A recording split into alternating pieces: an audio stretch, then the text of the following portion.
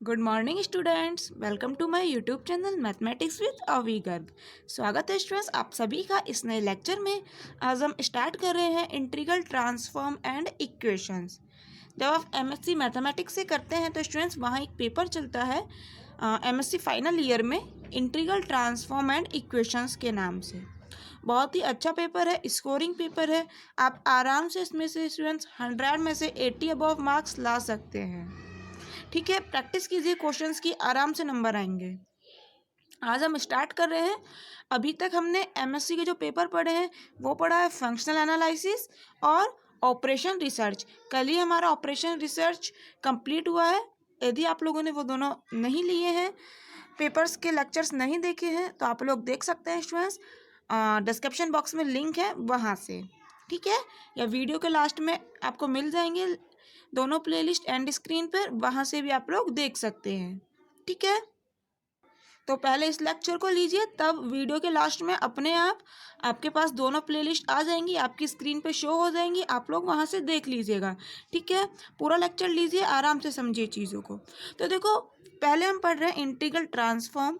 दो बुक है इसकी, इंटीग्रल ट्रांसफॉर्म और इंटीग्रल इक्वेशंस। तो पहले हम पढ़ रहे हैं ट्रांसफॉर्म, उसके बाद पढ़ेंगे इक्वेशंस। ठीक है, तो स्टार्ट करें। इंटीग्रल ट्रांसफॉर्म स्टूडेंट्स, पहला आपका टॉपिक जो लेता है वो हम ले रहे हैं लाप्लास ट्रांसफॉर्म। बहुत ही अच्छा टॉपिक है, बहुत इजी है। जिस तरह से लाप्लास ट्रांसफॉर्म होता है उसी तरह से होता है आपका इनवर्स लाप्लास ट्रांसफॉर्म। ठीक है, तो पहले लाप्लास देखते हैं, तब उसका इनवर्स देखेंगे। तो लाप्लास ट्रांसफॉर्म होता क्या है? तो देखिए, डेफिनेशन होती है स्टूडेंट्स उसकी। आप कोई एफ एक्स मानिए, देखिए लेट, आप अपनी नोटबुक में भी लिखते जाइए स्टूडेंट्स, जैसे मैं लिख रही हूँ। ठीक है, जैसे कि आपके नोट तैयार होते चलें। तो देखिए, let f x be R real और कॉम्प्लेक्स। रियल भी हो सकता है, कॉम्प्लेक्स भी हो सकता है, कोई भी नंबर हो सकता है। Complex valued function. अभी डेफिनेशन समझाऊंगी, ऐसा नहीं है डेफिनेशन समझाएंगे नहीं, पहले लिख लीजिए। Defined for x greater than 0 then the Laplace transform of f x किस तरह से डिनोट करते हैं? डिनोटेड बाय एल, ध्यान से देखिए, एफ एक्स पी। चाहे तो इस तरह से भी लिख सकते हैं, कैपिटल एफ और ब्रैकेट में आपका स्मॉल पी। चाहे तो इस तरह से भी लिख सकते हैं, एफ पी और एफ के ऊपर लगा दीजिए बार। ठीक है, और डिफाइंड किस तरह से करते हैं लाप्लास ट्रांसफॉर्म को? तो defined as L f x p is equal to होता है आपके पास फॉर्मूला। स्टूडेंट्स मैं आपको पहले बता दूं, साथ के साथ याद करते चलना, बाद में इकट्ठे हो जाएंगे, इतने सारे फॉर्मूले हो जाएंगे, फिर कंफ्यूजन क्रिएट होगा आप लोगों को। इसलिए फॉर्मूला साथ के साथ याद करते चलो। इंटीग्रेशन 0 से इन्फिनिटी ई की power minus P x f x d x, ये एक्स मल्टीप्लाई में है, ठीक है, पी के मल्टीप्लाई में है। ई की power minus P x f x d x.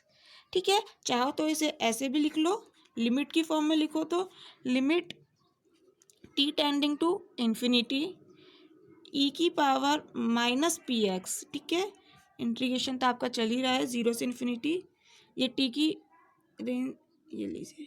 ठीक है, इंटीग्रेशन में 0 से इन्फिनिटी है और टी कहाँ टेंड कर रहा है? इन्फिनिटी की ओर। ई की power minus P x f x d x. ज़्यादातर मैं आपको बता दूं, हम इसे ही यूज़ करते हैं, इस वाले फॉर्मूले को बहुत कम यूज़ किया जाता है।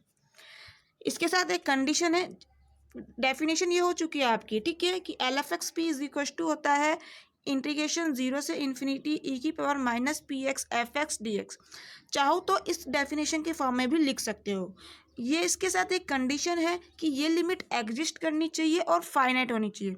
ऐसा कोई ना ये लिमिट एग्जिस्ट ही ना करे, इनफाइनाइट आ जाए, तो लाप्लास ट्रांसफॉर्म इनफाइनाइट नहीं होता है। इसलिए इस डेफिनेशन के साथ एक कंडीशन है, मैं लिख रही हूँ, प्रोवाइडेड दैट, प्रोवाइडेड मतलब बशर्ते, नहीं पता है तो किसी को लिख लीजिए, बशर्ते मतलब इसके साथ एक कंडीशन है। ठीक है, प्रोवाइडेड दैट। स्टूडेंट्स देखिए, हर चीज़ को समझते हुए चलिए, ऐसा नहीं है कि आपको कोई भी प्रॉब्लम आए और आप उसे स्किप कर दें। कि नहीं जाने दो, ऐसा नहीं है। हर चीज़ को समझो, जो भी हम लिख रहे हैं क्यों लिख रहे हैं, हर चीज़ का मतलब पता होना चाहिए। कई बच्चों को नहीं पता होता प्रोवाइडेड एट का मतलब, तो वो छोड़ देते हैं, तो वो स्टूडेंट्स कभी आपकी प्रॉब्लम सॉल्व नहीं होगी। जब भी प्रॉब्लम आती है सॉल्व कीजिए, मुझसे कमेंट बॉक्स में पूछिए, चाहे कितनी भी बड़ी प्रॉब्लम हो चाहे कितनी भी छोटी प्रॉब्लम होती है। बड़ी और छोटी क्या है, जिसको नहीं पता उसके लिए तो बहुत बड़ी चीज़ है, ठीक है। उस जिस चीज़ के बारे में आपको नहीं पता वो आपके लिए बहुत टिपिकल है, तो इसलिए हर चीज़ को समझो। तो समझ आया, एफ एक्स कोई भी रियल या फिर कॉम्प्लेक्स वैल्यूड फंक्शन है, यानी कि एफ एक्स जो आपको वैल्यू देगा वो रियल नंबर भी हो सकती है और कॉम्प्लेक्स नंबर भी हो सकती है। जैसे हम फंक्शन डिफाइन करते हैं, जैसे आपने एफ कोई डिफाइन करा, मानिए कोई आर सेट है, आर से आपने एन में डिफाइन करा, ठीक है। तो यहाँ से आपने कोई आर में से एक्स उठाया, तो f x is equal to क्या आएगा, एन। तो एन यहाँ पर क्या है, मान लीजिए नेचुरल नंबर का सेट है, तो नेचुरल नंबर क्या होता है 1 2 3, तो आप मान लीजिए 2 आया, तो यानी कि एफ एक्स की वैल्यू यहाँ क्या आई 2। तो इसी तरह से यहाँ पर कह रहे हैं हम कि एफ एक्स या तो रियल वैल्यू देगा जैसे कि यहाँ पर दी है, या फिर कॉम्प्लेक्स वैल्यू हो सकता है ये 2 प्लस आयोटा दे दे, तो जब यहाँ पर एन नहीं आएगा नेचुरल नंबर नहीं होगा, ठीक है। तो यही कहा है मैंने। और एक्स यहाँ पर हम जो ले रहे हैं ये हम ले रहे हैं ग्रेटर देन 0 के, ठीक है। तो x जब ग्रेटर देन 0 होगा तब आप लाप्लास ट्रांसफॉर्म एफ एक्स का इस तरह से तो डिनोट करते हैं और डिफाइन करते हैं इस तरह से, इंटीग्रेशन 0 से इन्फिनिटी ई की power minus P x f x d x. Clear, समझ आया डिफाइन कैसे करते हैं। अच्छा, जो आपका यहाँ पर ई की पावर माइनस पी एक्स है, इसे स्टूडेंट्स हम कहते हैं kernel of the Laplace transform. लिख लीजिए, हेयर ई की पावर जो आपका स्मॉल पी है माइनस पी एक्स है is known as the kernel of Laplace transform, ठीक है, लाप्लास ट्रांसफॉर्म। क्लियर, यहाँ पर एल क्यों यूज करा है, एल हमने यूज करा है लाप्लास ट्रांसफॉर्म के लिए, कैपिटल लेटर एल है। क्लियर, समझ आया यहाँ तक। अब देखते हैं आगे हम एग्जाम्पल, ठीक है। स्टूडेंट्स लाप्लास ट्रांसफॉर्म के ऊपर बहुत सारे एग्जाम्पल हैं वैसे तो, बट कुछ इंपॉर्टेंट एग्जाम्पल हैं जिन्हें हम कवर करते हुए चलेंगे, ठीक है। जैसा कि देखो कुछ सर्टेन फंक्शन है उनके हम लाप्लास ट्रांसफॉर्म निकालना सीखेंगे पहले, फिर जनरल क्वेश्चन लेंगे, ठीक है। तो देखो सबसे पहले एग्जाम्पल ले लेते हैं। आपको लाप्लास ट्रांसफॉर्म फाइंड आउट करना है एक्स की पावर एन का, ठीक है। आपको क्वेश्चन दिया है, लिख लेते हैं, फाइंड दी, शॉर्ट में लिख लेते हैं लाप्लास ट्रांसफॉर्म को एल टी, ठीक है, लाप्लास ट्रांसफॉर्म ऑफ एक्स की पावर एन। तो फॉर्मूला हमारे पास है ही, तो हम निकाल देंगे, क्या दिक्कत है। तो स्टार्ट करें, देखिए यहाँ पर आपको किसका फाइंड आउट करना है, एक्स की पावर एन का। आपके पास फॉर्मूला क्या है एफ एक्स के लिए, एफ एक्स का आपने पता है फॉर्मूला, तो एक्स की पावर एन के लिए आप f x is equal to x की पावर एन लिख देंगे। तो लिख दीजिए here f x is equal to दिया है एक्स की पावर एन, फॉर्मूला लिखिए क्या है, L f x p is equal to, f x की वैल्यू एक्स की पावर एन है, तो लिख दीजिए एक्स की पावर एन और ये p, ठीक है, इज इक्वल टू, फॉर्मूला लिखिए, मैंने बोला ये वाला ही हम ज़्यादातर यूज़ करेंगे फाइंड आउट करने के लिए, एल टी यानी कि लाप्लास ट्रांसफॉर्म 0 से इन्फिनिटी, रेंज याद रखनी है 0 से इन्फिनिटी, क्योंकि हमने x की रेंज ही तो है, ये dx लिखे हैं, x की रेंज है, तो यहाँ से ध्यान रखो x आपने ग्रेटर देन 0 लिया है, तो यानी कि 0 से इन्फिनिटी जा रही है। मेरे को पता है आप लोग सोच रहे होगे तो हमें याद है क्यों टाइम वेस्ट कर रही हो, जब हम आगे ट्रांसफॉर्म पढ़ेंगे ना स्टूडेंट्स, सिर्फ लाप्लास ही नहीं है आपके सिलेबस में, लाप्लास ट्रांसफॉर्म के अलावा भी ट्रांसफॉर्म है, जैसे कि हैंकल ट्रांसफॉर्म है, फूरियर ट्रांसफॉर्म है, तो वहाँ पर जब काफ़ी सारे फॉर्मूले क्रिएट हो जाते हैं तो ये लिमिट्स भूल जाते हैं, इसलिए मैं आपको साथ के साथ बताती जा रही हूँ कि इनका याद करने का तरीका क्या है, कैसे याद रखनी है। क्लियर, टाइम वेस्ट नहीं कर रहे हैं, ठीक है। चलो स्टार्ट करो, 0 से इन्फिनिटी ई की पावर माइनस पी एक्स, ई की power minus P x f x, उसकी वैल्यू है एक्स की पावर एन। क्लियर, ध्यान से देखो, नेक्स्ट क्वेश्चन आपने ही करना है, इसको अच्छे से देख लो एक बार, फर्स्ट क्वेश्चन है, ठीक है, इंटीग्रेशन करना है, इंटीग्रेशन करना आप सभी को आता है, ये भी एक्स का फंक्शन है, ये भी एक्स का फंक्शन है। तो आप लोगों को पता है जब दो एक्स के फंक्शन मल्टीप्लाई में दे देते हैं तो क्या फॉर्मूला होता है, ये कोई फर्स्ट फंक्शन ले लो, ये कोई सेकंड फंक्शन, इंटीग्रेशन करना है, क्या फॉर्मूला होता है, फर्स्ट को रखो, सेकंड का इंटीग्रेशन करिए, माइनस फर्स्ट फंक्शन का डिफ्रेंशिएशन करना है, सेकंड का इंटीग्रेशन करना है, और फिर कंप्लीट का इंटीग्रेशन, यही फार्मूला होता है। तो यहाँ पर मुझे बताओ फर्स्ट फंक्शन किसको लोगे, फर्स्ट फंक्शन कैसे बताते हैं हम, आइलेट पता है, ये छोटी क्लासों में पढ़ा था हमने, inverse, logarithm, algebra, trigonometry, exponential. तो आपके पास है ई एक्सपोनेंशियल और एक्स यानी कि अलजेब्रा। तो फर्स्ट नंबर पे कौन आ रहा है इन दोनों में, पहले ये आ रहा है, तो यानी कि एक्स की पावर एन फर्स्ट फंक्शन हो गया, ये सेकंड फंक्शन हो गया। क्लियर। तो इंटीग्रेशन कर दीजिए, इसका क्या आ जाएगा, फर्स्ट फंक्शन को रखा, सेकंड फंक्शन का इंटीग्रेशन, ई की पावर माइनस पी एक्स का सभी जानते हैं, ई की power minus P x upon x का कॉफिशिएंट क्या है माइनस पी, तो माइनस पी।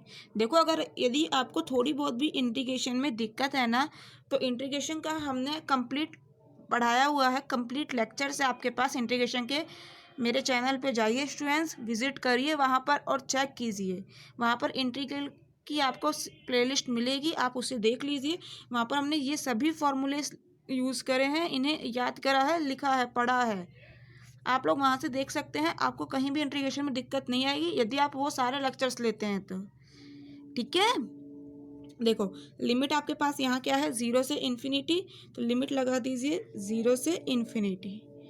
क्लियर। फिर क्या आता है माइनस इंटीग्रेशन, फर्स्ट फंक्शन का पहले डिफरेंशिएशन, एक्स की पावर एन का डिफरेंशिएशन सभी को पता है, एन एक्स की power n minus one. Second function का इंटीग्रेशन अभी अभी करा है, ई की power minus P x upon minus p. फिर कंप्लीट का इंटीग्रेशन, तो ठीक है कंप्लीट का कर दिया इंटीग्रेशन। क्लियर। आगे सॉल्व करें, बताइए क्या आ जाएगा। यहाँ पर देखो ये तो कांस्टेंट है तो इसको तो बाहर ले लेते हैं, तो माइनस वन अपॉन पी तो आ गया बाहर, अंदर क्या बचा, एक्स की पावर एन ई की power minus P x, zero से इन्फिनिटी, लिमिट चल रही है माइनस, यहाँ पर देखो ये माइनस माइनस प्लस हो गया, एन भी कांस्टेंट है पी भी कांस्टेंट है, ये आ गया बाहर। इंटीग्रेशन में क्या बचा, एक्स की पावर एन माइनस वन और ई की पावर माइनस पी एक्स, तो ज़ीरो से इन्फिनिटी एक्स की पावर एन माइनस वन ई की power minus P x d x. ठीक है, लिमिट अप्लाई कर दें, पहले एक्स की जगह इन्फिनिटी यूज़ करना है, बाद में माइनस करके एक्स की जगह ज़ीरो। ठीक है, ऐसे ही लिमिट अप्लाई करते हैं, देखिए लिमिट अप्लाई करते हैं, हम आगे चलते हैं, क्या आ जाएगा आप लोगों के पास, is equals to one upon P, यहाँ पर इन्फिनिटी रखना है, लिमिट ही तो अप्लाई करनी है, infinity, infinity as it is नहीं रख सकते, इन्फिनिटी की पावर कुछ भी हो इन्फिनिटी आ जाएगा, ये टर्म इन्फिनिटी बन जाएगी, और मैंने बताया इन्फिनिटी प्लस इन्फिनिटी में आप कुछ भी प्लस करोगे इनफाइनाइट आ जाएगा, और अभी अभी बताया था लाप्लास ट्रांसफॉर्म इनफाइनाइट नहीं होता है। ठीक है, तो हमें ऐसा नहीं करना है, लिमिट लगेगी यहाँ पर इन्फिनिटी, तो क्या आ जाएगा, लिमिट एक्स की जगह इन्फिनिटी अप्लाई करना है, लिमिट अप्लाई कर रहे हैं जैसा करते हैं, और यहाँ क्या आ जाएगा, एक्स की पावर एन ई की पावर माइनस पी एक्स।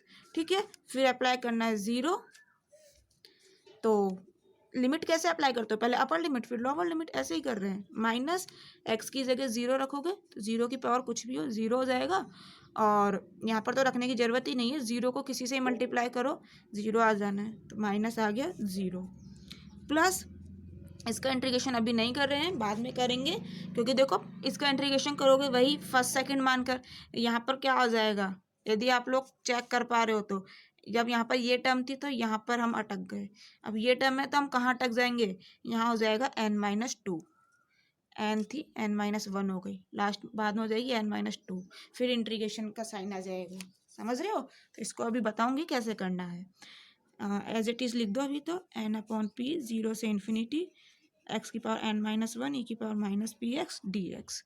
ठीक है, हटा दें इसको, यहाँ स्टार्ट करें अपना, देखो is equals to minus one upon p as it is चल रहा है आपके पास, अंदर क्या बचा, limit x tending to infinity, ये पावर ऊपर है नीचे ले आओ तो पॉजिटिव हो जाएगी ई की पावर पी एक्स, ठीक है, प्लस ये वाली टर्म एज इट इज लिख दो, 0 से इन्फिनिटी ई की power minus P X X की पावर n-1 डी एक्स। आगे पीछे लिख ली, कोई फर्क नहीं पड़ रहा है इससे। देखो अब यहाँ आना चाहिए आपको लिमिट फाइंड आउट करनी, तो इसको अलग से समझते हैं, ये वाली लिमिट कैसे फाइंड आउट करेंगे। देखिए आपको लिमिट फाइंड आउट करनी है एक्सटेंडिंग टू इन्फिनिटी एक्स की पावर n अपॉन ई की पावर पी एक्स की। तो आप लोगों को पता है यहाँ पर जब इन्फिनिटी रखेंगे तो ये आ जाएगा इन्फिनिटी अपॉन इन्फिनिटी, क्योंकि ई की पावर इन्फिनिटी इन्फिनिटी हो जाएगा। तो जब इन्फिनिटी अपॉन इन्फिनिटी बन रही होती है आपकी टर्म, तो हम यूज़ करते हैं डिफरेंशिएशन मेथड। उसमें क्या होता है, ऊपर वाले का ऊपर डिफरेंशिएशन करो, नीचे वाले का नीचे डिफरेंशिएशन करो, तो आपके पास क्या आ जाएगा, लिमिट एक्सटेंडिंग टू इन्फिनिटी, इसका एक बार डिफरेंशिएशन करोगे तो क्या आएगा, एन एक्स की पावर n-1 अपॉन नीचे क्या आएगा, ई की पावर पी एक्स का क्या होता है, ई की पावर पी एक्स का डिफरेंशिएशन ई की पावर पी एक्स ही होता है, एक्स के मल्टीप्लाई में क्या है पी, तो यहाँ आ जाएगा पी, ठीक है। अब भी ये तो इन्फिनिटी अपॉन इन्फिनिटी बन रहा है, एक्स की जगह इन्फिनिटी रखोगे, यहाँ भी इन्फिनिटी रखोगे, तो क्या करोगे, दोबारा करो। तो आप लोग यहाँ नोटिस करने की कोशिश करो, यहाँ पर दोबारा करने पर क्या आएगा, एन तो है ही, n-1 आ जाएगा, ऊपर बचेगा एक्स की पावर n-2 और नीचे p, एक बार और p आएगा तो इंटू पी ई की पावर पी एक्स, फिर इन्फिनिटी अपॉन इन्फिनिटी बन रहा है, यानी कि अभी हमें n-2 टाइम्स डिफरेंशिएशन करना पड़ेगा जब ये x खत्म होएगा ऊपर से, समझ रहे हो। एक बार और करोगे तो n-2 आ जाएगा आगे और पावर में बच जाएगा n-3, ठीक है। तो ऐसा कब तक करें, n-2 टाइम्स कर देते हैं हम, तो हमारे पास क्या आ जाएगा, limit x tending to infinity n-1 n-2, ऐसे अगर आपने n-2 टाइम्स करा तो क्या आ जाएगा, लास्ट में 3 2 और 1, क्लियर। और x की पावर क्या बच जाएगी, 0 0 कर लो, वैल्यू आती है 1, तो यहाँ से हटा दो x की पावर 0, यानी कि हमने क्या करा, x की पावर n का n टाइम्स डिफरेंशिएशन कर लिया, एक बार करा n आ गया, दूसरी बार n-1, तीसरी बार n-3, और जब n भी टाइम्स करा जब आ गया 1, समझ आया। अपॉन एक बार करा डिफरेंशिएशन p आया, दूसरी बार डिफरेंशिएशन करा दूसरा p आ गया, यानी कि टोटल हो गया p²।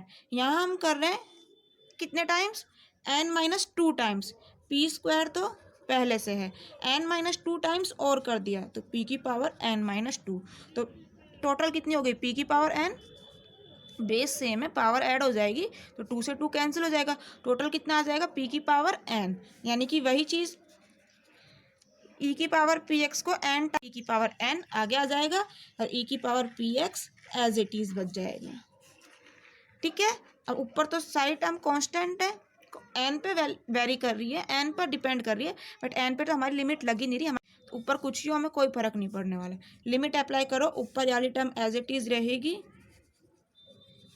ये 3 2 और 1, ये मल्टीप्लाई में पॉइंट नहीं है, ठीक है, मल्टीप्लाई है ये, अपॉन p की पावर n, e की पावर पी एक्स में x की जगह इन्फिनिटी रखा तो e की पावर इन्फिनिटी हो गया आपके पास इन्फिनिटी, तो इसको हटा के लिख देती हूँ मैं इन्फिनिटी, और ये सब चीज़ तो कांस्टेंट है, ठीक है। आपके पास क्या आ गया, यहाँ मल्टीप्लाई में आ गया 1/इन्फिनिटी। आप लोगों को पता है 1/इन्फिनिटी कैलकुलेशन में हम यूज़ करते हैं 0, 1/इन्फिनिटी को इक्वल टू मानते हैं 0, तो ये आपके पास क्या हो गया 0, तो ये कांस्टेंट टर्म के मल्टीप्लाई में आपके पास क्या आ गया, मल्टीप्लाई में आ गया आपके पास 0, 0 को किसी से मल्टीप्लाई कर लो वैल्यू 0 आती है, तो इसकी लिमिट की वैल्यू क्या आ चुकी है 0। समझ आई कैसे आई, बुक्स में डायरेक्ट लिख देते हैं, मैंने आपको सॉल्व करके बताया है, प्लीज़ इसको अच्छे से ध्यान रखिएगा, क्लियर। चलें आगे लिख दूँ, क्या आ जाएगा यहाँ पर 0, तो 0 को इससे मल्टीप्लाई करा 0 आगे, छोड़ो ये वाली टर्म हम लिखते हैं आपकी एज इट इज, ठीक है। तो क्या आ जाएगा n/p, 0 से इन्फिनिटी e की power minus P X X की पावर n-1 dx, ठीक है, समझ आया। क्यों, लिख दो यहाँ पर, या तो फाइंड आउट करके दिखा देना इसकी लिमिट, या फिर यहाँ पर लिख देना डायरेक्ट वैसे एग्जाम में अगर टाइम हो तो फाइंड आउट करके ही दिखाइएगा, जैसे मैंने दिखाई है, अलग से दिखा दीजिएगा और फिर वैल्यू पुट कर दीजिएगा यहाँ। तो एक्स की पावर एन अपॉन ई की पावर पी एक्स, लिमिट आई है 0, अभी अभी हमने निकाल ली। ठीक है, ये टर्म आपके पास एज इट इज़ आ गई। अब क्या करना है, अब करना है हमारे इसका इंटीग्रेशन। तो वही चीज़ जो मैंने अभी समझाई थी, हमने एक बार हमने करा अभी इंटीग्रेशन, तो यहाँ पर पावर n माइनस 1 बची है। ठीक है, एक बार और करो, क्या आ जाएगा, यहाँ पर एक बार n आया है, दूसरी बार करोगे n माइनस 1 आएगा। चलो कोई नहीं, इसका फर्स्ट सेकंड मान के कर लो, जब भी समझ आएगा। इसको फर्स्ट माना, इसको माना सेकंड। फर्स्ट का क्या होता है इंटीग्रेशन, तो क्या आ जाएगा x की पावर n माइनस 1। ठीक है, ठीक है, क्या आ जाएगा अरे सॉरी, फर्स्ट को रखा, फॉर्मूला क्या था, फर्स्ट को रखो सेकंड का इंटीग्रेशन, सॉरी स्टूडेंट्स। तो ई की पावर माइनस पी एक्स और अपॉन में माइनस पी। ठीक है, फिर क्या आता है माइनस फर्स्ट का डिफ्रेंशिएशन, तो एक्स की पावर n माइनस 1 का डिफ्रेंशिएशन होगा, n माइनस 1 आगे आ जाएगा। ठीक है, यही तो होता है ना, एक्स की पावर n माइनस 2 बचेगा। सेकेंड का क्या होता है इंटीग्रेशन, ई की power minus P x upon minus P, और फिर होता है आपका कंप्लीट का इंटीग्रेशन। लिमिट लगा दो यहाँ 0 से इन्फिनिटी, यहाँ भी लगा दी। ठीक है, और आपका डी एक्स क्या आ गया, एन अपॉन पी ब्रैकेट। देखो यहाँ पर वही पहले वाले की तरह 0 अप्लाई करोगे जब तो 0 हो जाएगा, बट उससे पहले इन्फिनिटी अप्लाई करना है। तो जब एन के लिए आपने लिमिट की वैल्यू 0 निकाली है, तो एन माइनस 1 ले लिया, तो क्या हो गया, इसकी वैल्यू भी 0 आ जाएगी। यहाँ पर एन माइनस 1 ही तो है बस, तो डायरेक्ट लिख दूँ 0। क्लियर, ये माइनस माइनस प्लस हो गया, एन माइनस 1 और पी कांस्टेंट है, ये आ गए बाहर। इंटीग्रेशन में बचा क्या, 0 से इन्फिनिटी ई की पावर माइनस पी एक्स पहले लिख लेते हैं, एक्स की पावर n माइनस 2 और डी एक्स। क्या आ गया, n माइनस 1 पी स्क्वायर 0 से इन्फिनिटी ई की power minus P X, X की power n minus 2 D X. ध्यान से देखो, इसे 2 बार इंटीग्रेशन करा तब हमारे पास ये टर्म आ चुकी है, अंदर n माइनस 2 आया है, बाहर आया है n माइनस 1 और अपॉन पी स्क्वायर। 2 बार इंटीग्रेशन करा है, पी स्क्वायर आ गया। ठीक है, ध्यान से देखो जो भी कह रही हूँ, इस वाले प्रोसेस को हमें n माइनस 2 टाइम्स ही और कर दें, तो जब हमारा ये इंटीग्रेशन खत्म हो जाएगा। समझ रहे हो, अगर हमने n माइनस 2 टाइम्स ही और कर दिया तो ये वाला इंटीग्रेशन खत्म हो जाएगा, आपके पास इंटीग्रेशन नहीं आएगा लास्ट में। ठीक है, तो हमें क्या करना है, इस प्रोसेस को रिपीट करते जाना है, इंटीग्रेशन वाले प्रोसेस को। तो लिख दो रिपीटिंग द अबव प्रोसेस, लिख लीजिए चाहे, रिपीटिंग द अबव प्रोसेस, इसी प्रोसेस को आप रिपीट करते जाइए। ठीक है, तो क्या आ जाएगा आपके पास लास्ट में, देखो 2 बार करने पर क्या आया आपके पास n माइनस 1, तो आप n माइनस 2 टाइम्स और करेंगे। ठीक है, तो आपके पास क्या आ जाएगा n minus 1, n minus 2 times और करना है, तो पहले n माइनस 2 आएगा, इस तरह से चलता जाएगा, लास्ट में बचेगा 3 2 1। यानी कि आपके पास पहले यहाँ पर स्टार्टिंग में x की पावर n था ना, तो उसे हमने n टाइम्स इंटीग्रेट कर दिया, तो n आ गया n माइनस 1 n माइनस 2 और लास्ट में आ गया 3 इंटू 2 इंटू 1 अपॉन में 2 बार करने पर पी स्क्वायर आया। ठीक है, 2 बार करने पर पी स्क्वायर आया, तो n माइनस 2 टाइम्स करने पर क्या आएगा, p की पावर n माइनस 2 और p स्क्वायर पहले से है, टोटल कितना हो गया p की पावर n। ठीक है, 2 से 2 कैंसिल हो गया, कट गया, बचा क्या n।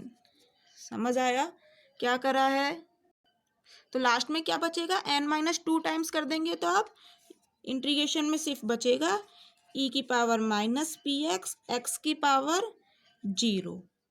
ठीक है, 2 बार करा आपने तो क्या आया n माइनस 2, आपने अब क्या करा n माइनस 2 टाइम्स और कर दिया। समझ आया ये 0 कैसे बचा, देखो एक बार करा तो आपका यहाँ की बात कर रहे हैं सिर्फ x की, इसे समझने की कोशिश करो, n माइनस 1 आया था, दूसरी बार करा तो इंटीग्रेशन में आया x की पावर n माइनस 2। ठीक है, अब हमें लास्ट में कहाँ करना है n वी बार, तो x की पावर क्या बचेगा n माइनस हो जाएगा n माइनस n, यानी कि x की पावर 0। समझ रहे हो? पहली बार टोटल कितना करना कितना है, यहाँ शुरू में था क्या, x की पावर था n, उसे हमने n बार इंटीग्रेट करा है। फर्स्ट वाला हमने करके दिखा दिया, सेकंड वाला करके दिखा दिया। अब ऐसे कब तक करते जाएंगे, हमें करना है n टाइम्स तक। तो हमने डायरेक्ट कर दिया, उसका क्या बचेगा लास्ट में, x की पावर 0। पहली बार करा था तो 1 माइनस हुआ, दूसरी बार करा तो 2 माइनस हो गया। टोटल करना कितनी बार है हमें, n टाइम्स। तो अब कर दिया n में से n माइनस, n में से तो माइनस कर रहे हैं, तो क्या बच गया, x की पावर 0। समझ आया? तो यही मैंने आपसे कहा था, इंटीग्रेशन खत्म हो जाएगा इंटीग्रेशन में से, यानी कि x की पावर n माइनस 2 वाली टर्म कैंसिल हो जाएगी, हट जाएगी। ठीक है, e की पावर माइनस पी एक्स का तो आप लोगों को आता ही है, लिमिट तो लगा दीजिए। ठीक है, क्या होता है e की पावर माइनस पी एक्स का इंटीग्रेशन, e की power minus P x upon x का कॉफिशिएंट क्या है, माइनस पी। ठीक है, इस इंटीग्रेशन को मैं अलग से सॉल्व कर रही हूँ, यहाँ पर देख लीजिए, और लिमिट अप्लाई कर देंगे। एक्स की पावर 0 की जगह तो आप 1 लिख देंगे।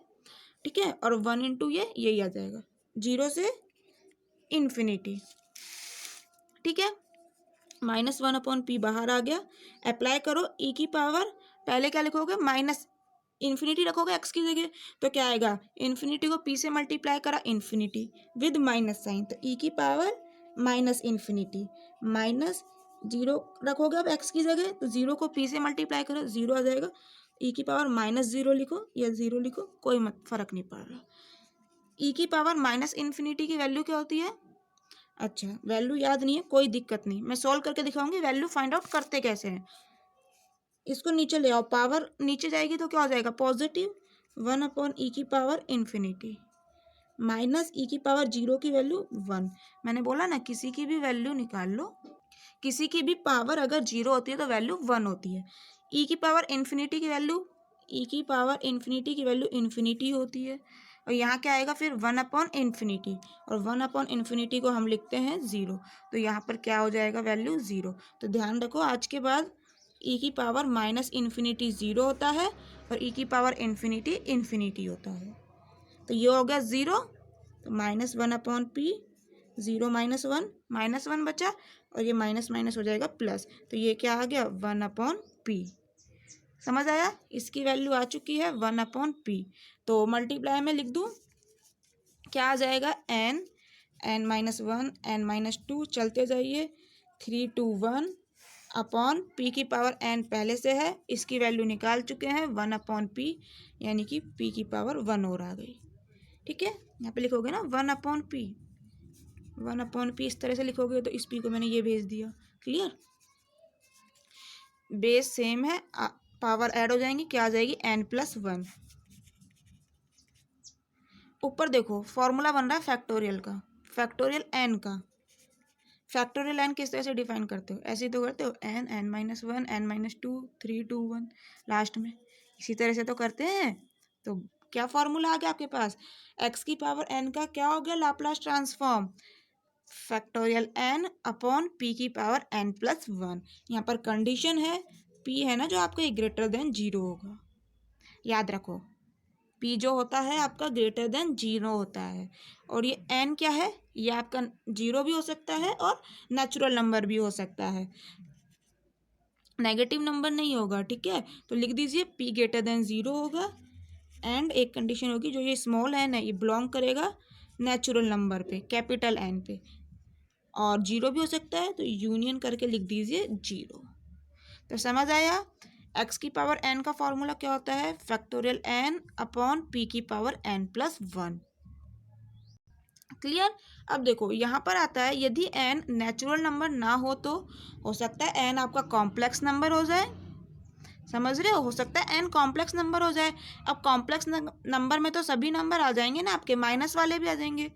अरे मुझे बताओ, 1+ आया तो 1+ आयोटा तो आपको पता है कॉम्प्लेक्स नंबर है, क्योंकि आयोटा आ रहा है, कि आयोटा की वैल्यू हम 0 लिख दें तो, यानी कि सिर्फ 1 लिख दें तो 1 भी तो कॉम्प्लेक्स नंबर हो गया, -1 भी तो कॉम्प्लेक्स नंबर है। इसीलिए हम कहते हैं जो आपका आर है ना, रियल नंबर का सेट, वो कंटेन करता है सी में, कॉम्प्लेक्स नंबर के सेट में। क्लियर, तो यहाँ पर अगर हम n belongs to complex number का सेट ले ले, सी में बिलोंग कर जाए, तो क्या फॉर्मूला होगा, तो जो ये फैक्टोरियल पढ़ते हैं ये तो हम कॉम्प्लेक्स नंबर के लिए नहीं पढ़ते, तो यहाँ पर हम फैक्टोरियल की जगह अब यूज़ करेंगे स्टूडेंट्स गामा फंक्शन। ठीक है, गामा फंक्शन यूज़ करेंगे तो फॉर्मूला क्या हो जाएगा, याद रखो फैक्टोरियल और गामा में क्या रिलेशन होता है। Factorial n is equal to होता है gamma function n+1। Gamma function को इस तरह से लिखते हैं कुछ, क्लियर। गामा फंक्शन n+1 और अपॉन में क्या है आपके पास p की पावर n+1, तो लिख दीजिए p की पावर n+1। तो ये फॉर्मूला हो गया यदि n c में बिलोंग करे तो, क्लियर। और यदि नेचुरल नंबर में बिलोंग कर रहा है या फिर ज़ीरो है तो ये formula.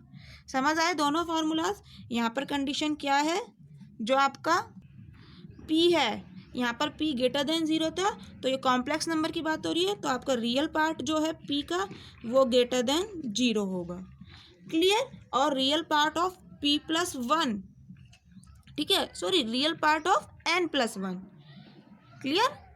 Real part of n+1 वो भी ग्रेटर देन ज़ीरो होगा।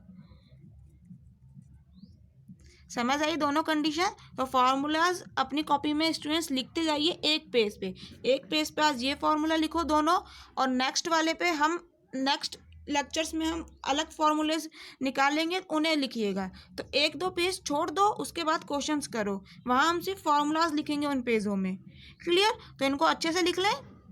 तो आप लोगों के पास क्या आ गया, x की पावर n का लाप्लास ट्रांसफॉर्म हमारे पास आ चुका है। दो फॉर्मूले आए हैं, एक तो फैक्टोरियल n अपॉन p की पावर n+1, जिसके साथ कंडीशन है p ग्रेटर देन ज़ीरो होना चाहिए, और जो आपका n है वो बिलोंग करना चाहिए नेचुरल नंबर हो या फिर ज़ीरो। या फिर आपको इस तरह से भी इसे डिफाइन कर सकते हैं कि gamma function n+1 upon p की पावर n+1, ठीक है। यहाँ पर कंडीशन क्या है कि रियल पार्ट ऑफ p ये आपका ग्रेटर देन ज़ीरो होगा, और रियल पार्ट ऑफ आपका n+1 ये भी ग्रेटर देन ज़ीरो होगा, क्लियर। याद रखोगे, फॉर्मूला याद करता जाओ, साथ के साथ काम आएंगे, clear. So thank you students, मिलते हैं नेक्स्ट लेक्चर में कुछ और अच्छे क्वेश्चंस के साथ, और थ्योरी तो हम साथ के साथ पढ़ेंगे ही। Thank you.